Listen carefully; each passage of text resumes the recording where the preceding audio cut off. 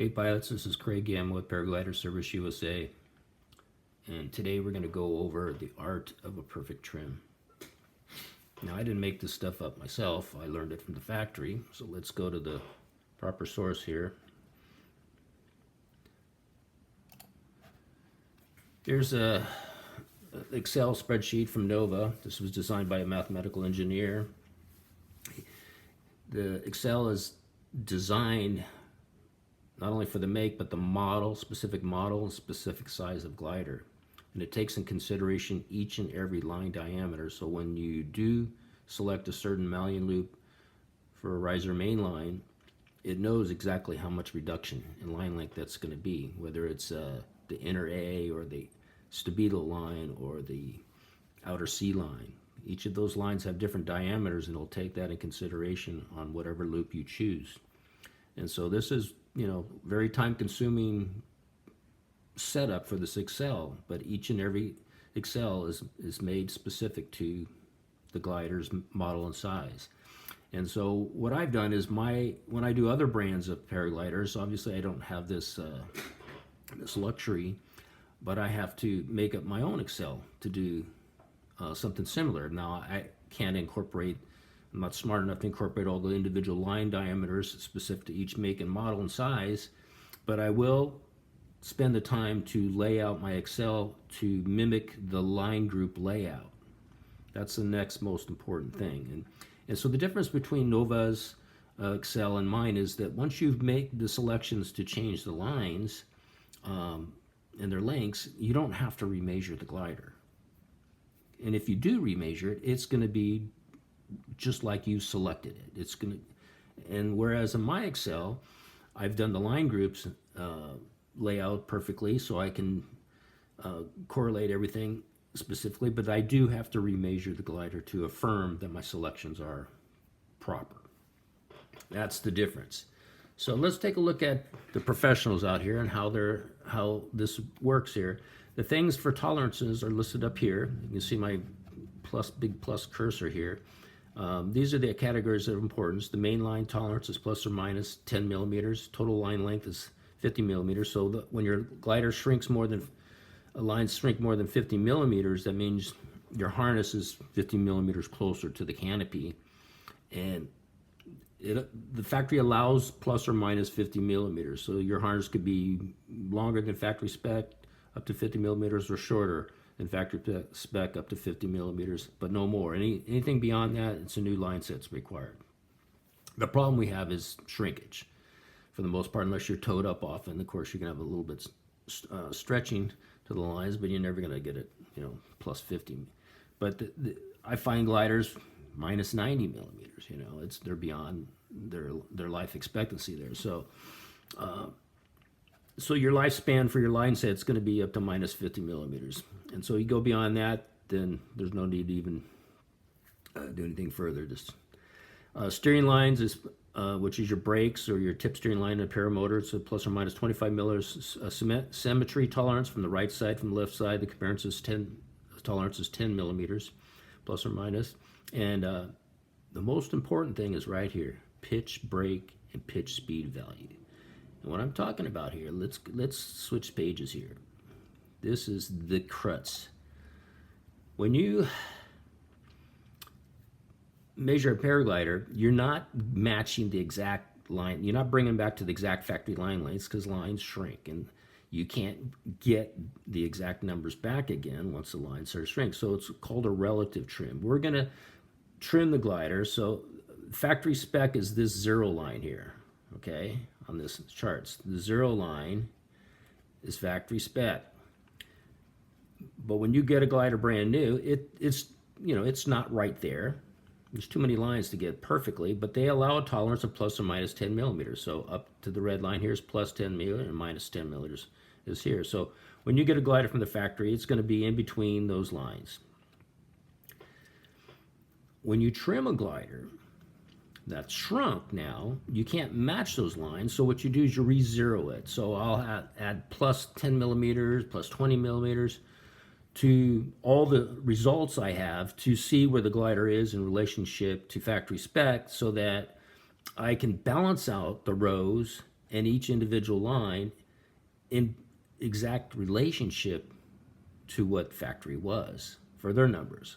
I don't know if I could explain this properly, but you're matching not the exact line lengths, but you're matching the proportions from the A row to the B row, from the B row to the C row to the D row, as well as the lines side by side. So the differences between each other, each and every line, that's what you're going to match, plus or minus 10 millimeters. And so with that in mind, it's called a relative trim. When you get a glider, so here's an example here. Here's a glider that just went over 10 millimeters here. It's about 13 millimeters and about 11 millimeters, 11, 12 millimeters here on the A row. This is the A row, B row, C row, and the stabilos all summed up. The zero line is perfect, but we can be, if I get this a little below the red, we're passing. I get this a little below the red line, we're passing. In theory, there's a lot more to this picture, and it's called pitch balancing. See the banana I got here? That's what I call banana profile. No bananas allowed. See? We want this profile. See, here's the profile of airfoil. This airfoil needs to be horizontal and shaped like this. In order to keep that shape of that profile, your numbers have to be right. Not only in regards to lengths, plus or minus 10 millimeters, but in pitch speed, and pitch break. So pitch speed is -4 and pitch break is +4. So that's your variance here, is plus or minus 4 between the lines. In other words, between the A row, like A1 and B1 and C1 and D1, the difference between them and the B row, that's what we compare to. So whether it's A5 to B5 to C5 to D5, I want plus or minus 4 millimeters from the B row, B5. You follow me there? So I have to evaluate, not that I have to, I choose to evaluate, because this is how the factory does it. And there's a lot of hobbyist trim tuners out there that don't take this into consideration, and they're doing a disservice to you all. If you're paying for a trim tuning, you need to have it done right. Pitch balancing is critical. I can have a +10 here on A6 and a -10 on B6 and be passing. But what's the difference between these two lines, or rows for that matter, or line groups for that? These are the line groups here, averages for the line groups. Whether it's the row, the line groups, or the individual lines, you don't want a 20 millimeter difference between them. Your profile is not going to look like this and fly right. It has to be not just being plus or 10 miles, but you don't want it up and down like this banana scenario here, going up and then down, up and down. You want this thing level with the zero plane here, and the tolerance there is only plus or minus 4 millimeters in regards to pitch, comparing A to B, C to B, D to B, and then A to C. Those things is the most important thing here. So let me give you an example. If I didn't concern myself about pitch, but I just made sure all the line measurements were plus or minus 5 millimeters, wouldn't that be good? No, not at all. If I have +5 over here and -5 over here and +5 over here, my difference between these rows is 10 millimeters. Well, you say, what if I make it plus or minus 3 millimeters throughout? It's going to be hard to attain, but let's say I do that. Will I be good then? No, you won't. Sure, your line lengths will be fine, but your pitch will be off. If I have +3 on A1 and -3 on B1 and +3 on C1, guess what? What is my difference between these rows? It's 6 millimeters. +3 -3, that's 6 millimeters. The tolerance is plus or minus 4 millimeters. That is what the factory does, and that's what I mimic when I do a trim tuning as well. It's time consuming. I can't knock these things out in an hour or two. It takes me a good day. And when I mean a day, I mean like 12 hours. That's typical. It takes time to do it right. So let's go do one. Now this one here was just, you thought not much to correct this thing, but no, the difference between the rows was way off. And when I've trim tuned it and remeasured it, look where we're at now. Look how close we are to the zero plane. But even most important is the difference between the rows. Between line group, the center is right down here. See, I got groups 1, 2, and 3. That is down the center here. Line group 1, 2, and 3 on the right. 1, 2, 3 on the left. 1, 2, 3 on the right. 1, 2, 3 on the left. So you compare an A1 to B1, B1 to C1, C1 to D1. Of course, I don't have D shown. This glider didn't have a D row. But in any case, those differences are, in this glider, I end up getting, and what you're seeing here is plus or minus 3.4 millimeters between the rows. So between the lines from the A to B, from C to B, and D to B, well, there's no B on this specific glider, but if it had, it's no more, on this glider, no more than plus or minus 3.4 millimeters. My goal is 4, but if I can get it less, I'll get it less. And this one we were able to. Now let's go to a factory Excel spreadsheet here and fix this puppy. I want all these up here where it's red to turn green. And this thing will do it automatically if I adjust it properly. So in order to get the pitch speed, which is -4, and the pitch break +4 correct, I have to make some adjustments here. So this is the individual line lengths, their variances from factory spec. And then here's the line groups. So we got A1, A2, A3, B1, 2, 3, and C1, 2, 3, okay? And then on the left side is over here, A1, A2, A3, B1, 2, and 3. So I have to get all these, no more reds, showing up here as well. Okay, so let's go down here and make the changes. This is A1 on the right side. What do we need here? Well, it's factory is set at double loop. I'm going to make that an anchor stitch.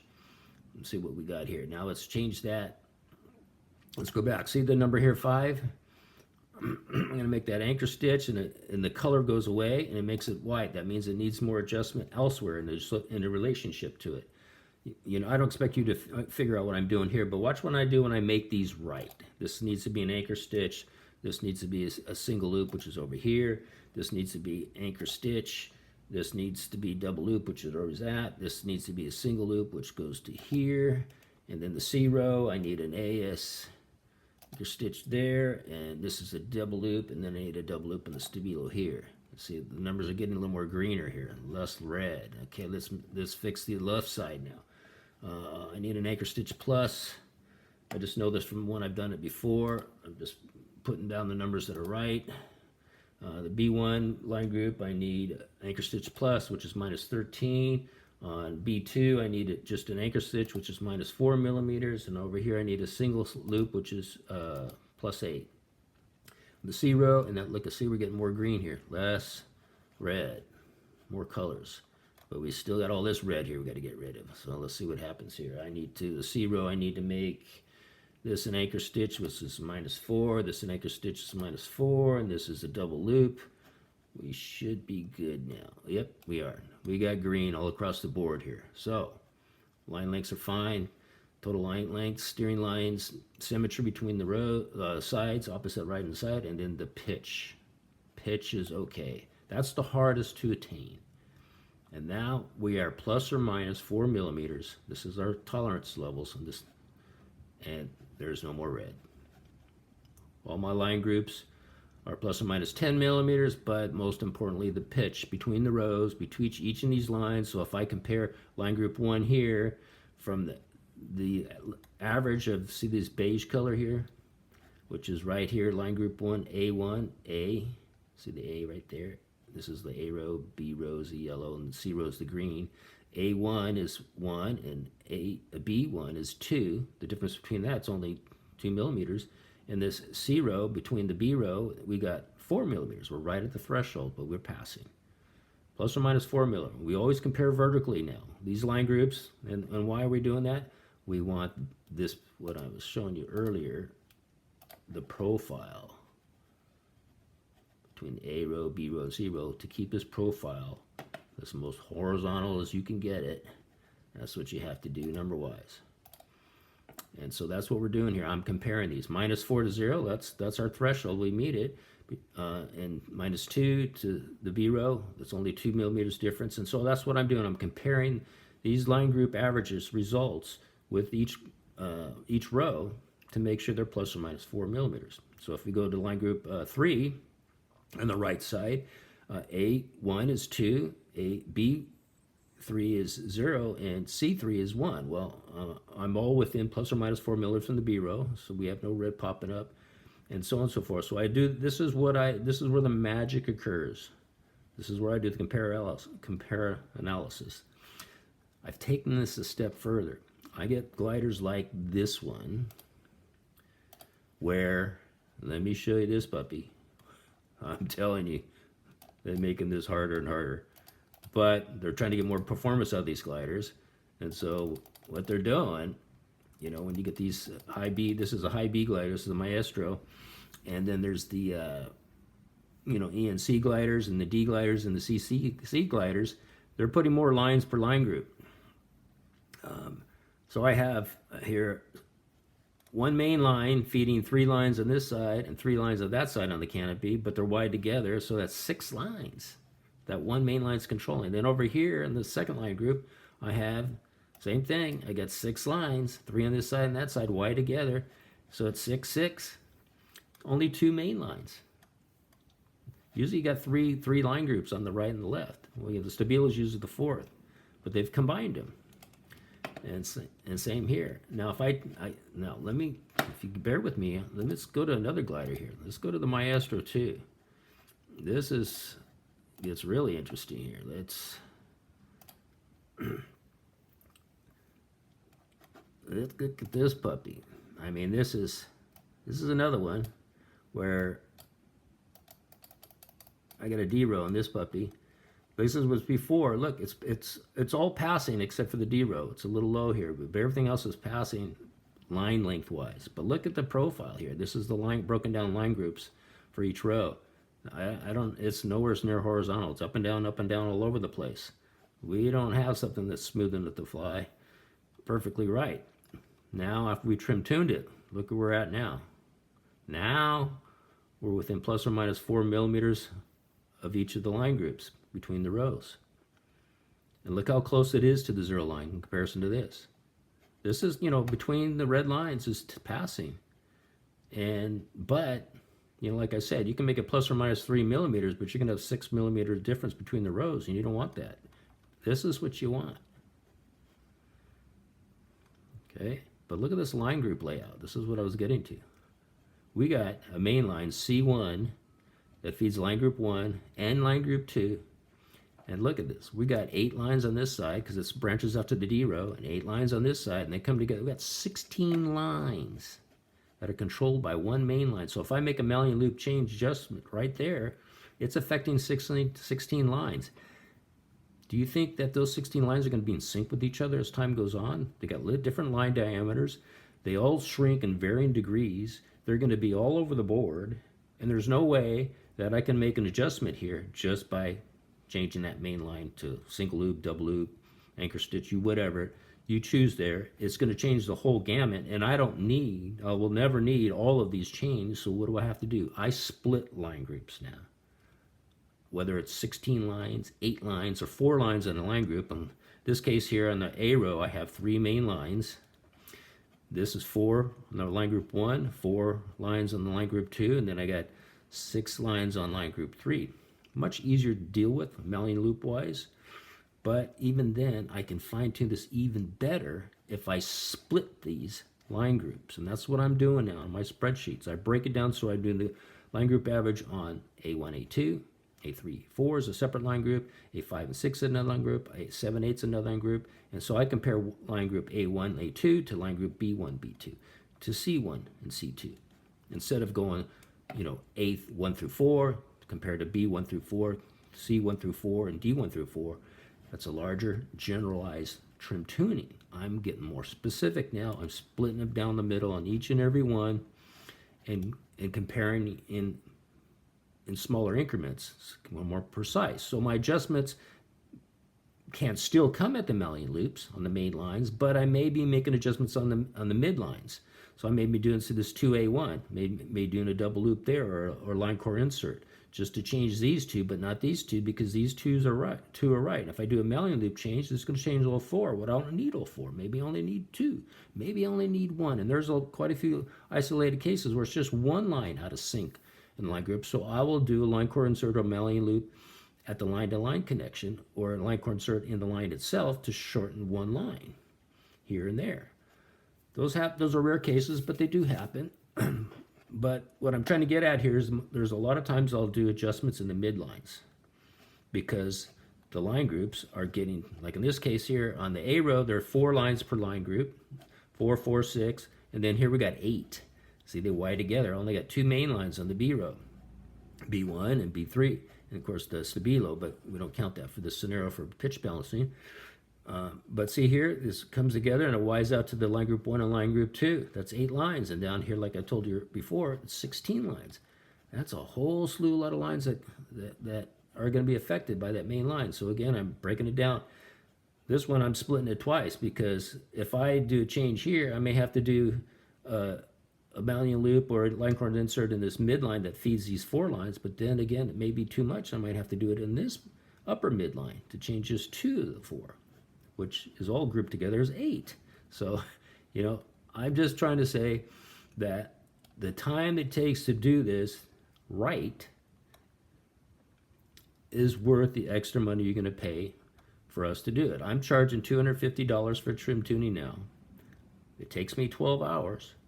That's a lot of time. What am I making? I don't know, what, 20, sometimes $10 an hour, but I'm averaging about 20.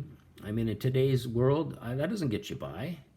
I'm not here to make money. I do this because I love it. And I like to do, I just love, I don't know what it is about it, but it's really challenging. And it's something I really, really enjoy. But how much longer will I do this? I don't know. But so far, I'm loving it. But I'm telling you, it's not a money thing. So if you think $250 is too much, you know, you can go somewhere else and find a whole lot cheaper. But I'm telling you, they're not going to be doing the pitch, break, and pitch speed balancing for your glider. It takes time, and no one's going to spend the time on it. At least if this was my sole income, I wouldn't spend the time on it that I spend on it to do it because I couldn't survive. You know, when I was in the fire department, I made $75 an hour, and you know, I work a day. I don't know what that works out to, but it's over $500 a day. You know, for 8 hours work. Well, you know, now I'm making what, 1/3 of that, you know, and I'm working a lot harder, mentally wise. But in any case, I'm just trying to say here, we're here to do you a service for your own safety. I really love getting all the nitty gritty of all this to make it all work, to look hunky-dory. And so, you know, while I'm loving it, take advantage of this. I'm here to provide you a service.